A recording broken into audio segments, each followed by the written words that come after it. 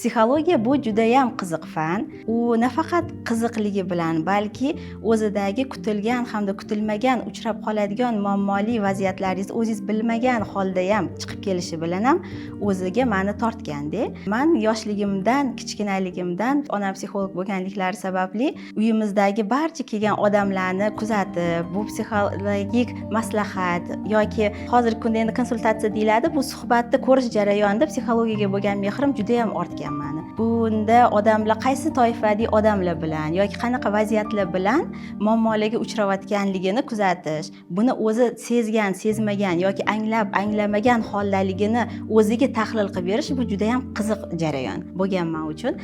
Shuning uchun men keyin birinchi mutaxassisligim boshqa yo'nalishda ketgan bo'lishiga qaramasdan, keyin Nizomiy nomidagi pedagogika universitetida psixologiya, amaliy psixologiya fakultetida o'qib, hozirgi kunda amaliyotchi psixolog sifatida faoliyat olib boraman.